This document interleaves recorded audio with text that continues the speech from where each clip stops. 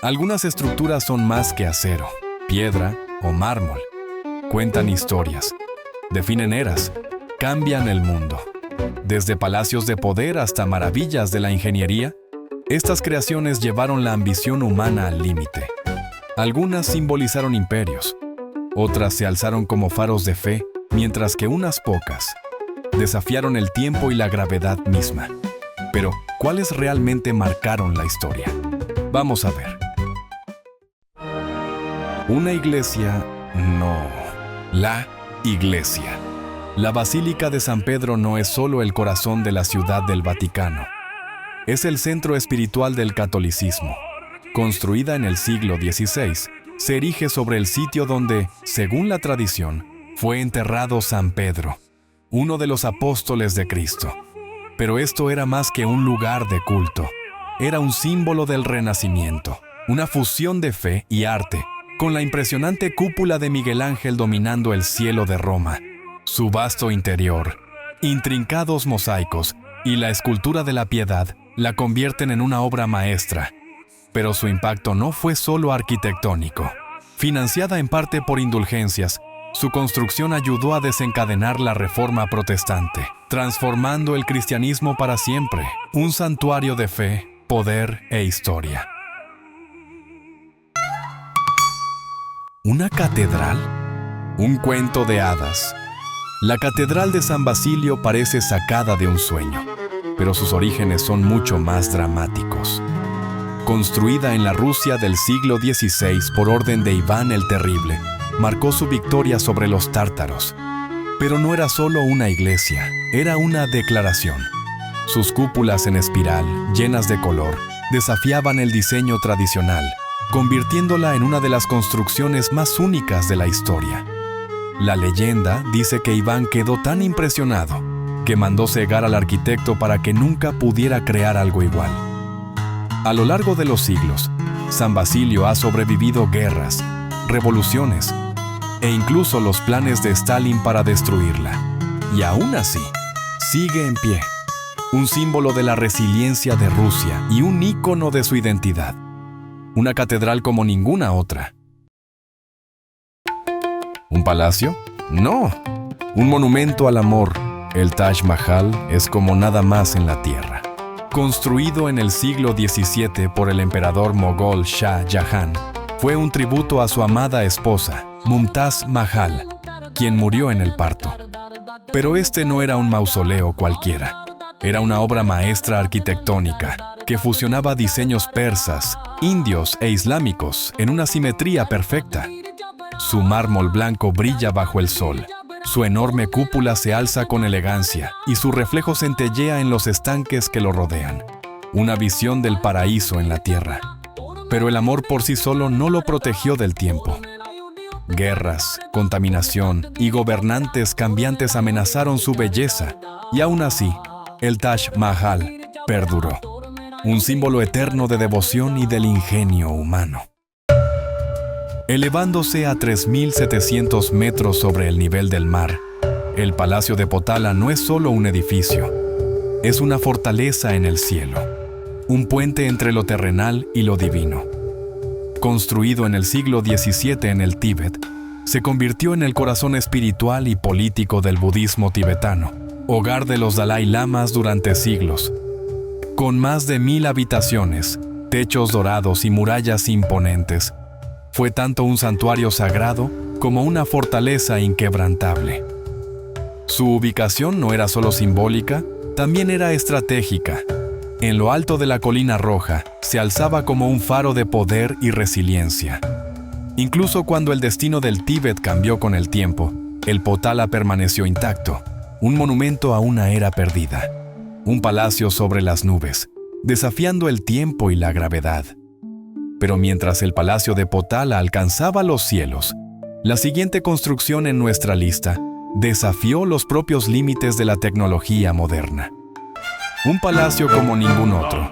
Versalles no fue construido solo para albergar reyes, sino para dominar a toda una nación. Originalmente, una humilde casa de caza, fue transformado en el siglo XVII por el rey Luis XIV en el palacio más opulento de Europa. Cada salón dorado, cada fuente, cada espejo del Salón de los Espejos reflejaba su poder absoluto. No era solo un hogar, era un escenario político, donde los nobles permanecían bajo la atenta mirada del rey. Pero la grandeza tiene su precio.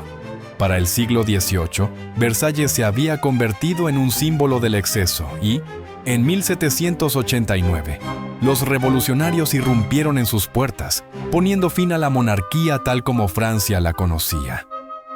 El palacio, que una vez fue el corazón de un reino, se convirtió en un vestigio de un orden caído. Un palacio, un monasterio, un símbolo de poder absoluto. El Escorial es más que piedra y torres, es el corazón del siglo de oro español. Construido en el siglo XVI por el rey Felipe II, fue concebido como el centro de su vasto imperio. Un lugar de culto, gobierno y legado, todo en uno. Su diseño, grandioso pero austero, reflejaba la supremacía de España, mientras que su inmensa biblioteca y colecciones de arte preservaban el conocimiento de una civilización. Pero el Escorial era más que un retiro real, era una declaración, una fortaleza de fe contra el avance del protestantismo, el lugar de descanso final de los reyes de España y un monumento a un imperio en su máximo esplendor.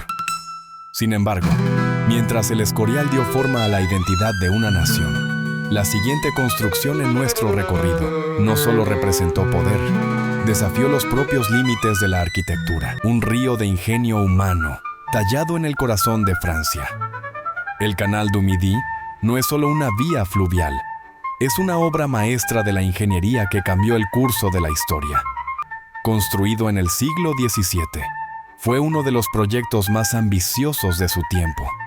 Un canal de 240 kilómetros que conectaba el Atlántico con el Mediterráneo, eliminando la necesidad de peligrosos viajes marítimos alrededor de España. Pierre-Paul Riquet, su ingeniero visionario, desafió todas las probabilidades, superando dificultades financieras, desafíos técnicos y el accidentado paisaje del sur de Francia. En una época en la que la mayoría de los canales eran simples zanjas, el Canal du Midi incorporó esclusas sofisticadas, acueductos e incluso un embalse en su punto más alto, siglos por delante de su tiempo.